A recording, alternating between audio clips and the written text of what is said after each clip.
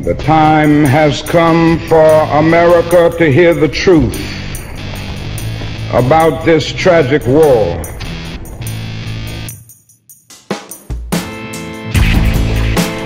They asked if our own nation wasn't using massive doses of violence to solve its problems.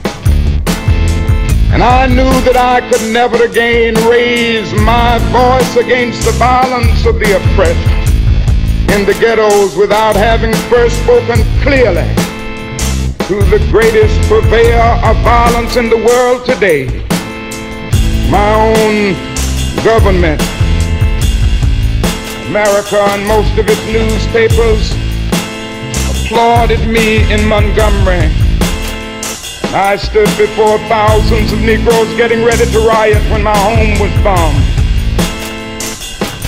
Said, we can't do it this way. They applauded us in the sit-in movement. We nonviolently decided to sit in at lunch counters. They applauded us on the freedom rides when we accepted blows without retaliation. Oh, the press was so noble in its applause and so noble in its praise when I was saying, be nonviolent toward Bull Connor. There's something strangely inconsistent about a nation and a press that will praise you when you say be nonviolent toward Jim Clark, but will curse and damn you when you say be nonviolent toward little brown Vietnamese children. There's something wrong with that press.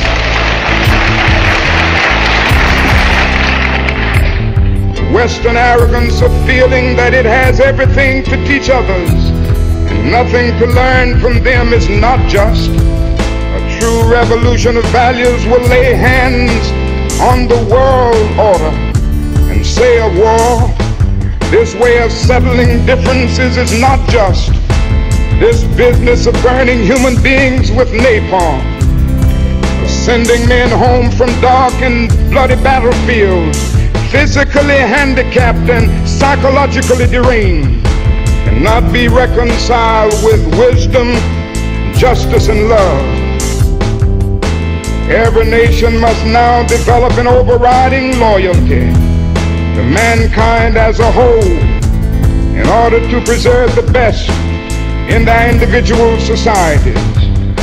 This calls for a worldwide fellowship that lifts the neighborly concern beyond one's tribe, race, class, and nation, is in reality a call upon all embracing unconditional love for all men.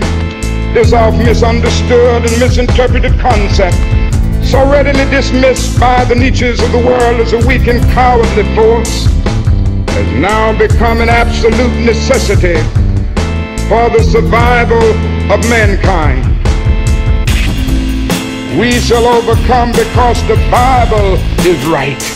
You shall reap what you sow. With this faith, we will be able to speed up the day when justice will roll down like waters and righteousness like a mighty stream.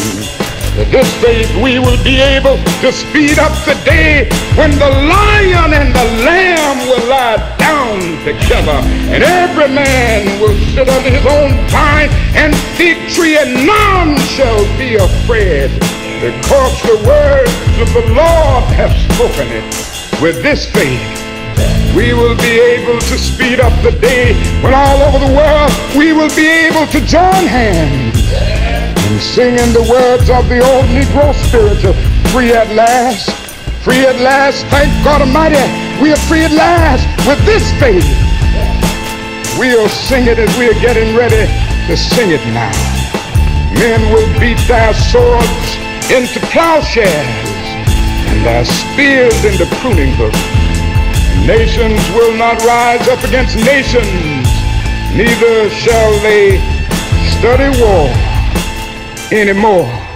And I don't know about you, I ain't gonna study war no more.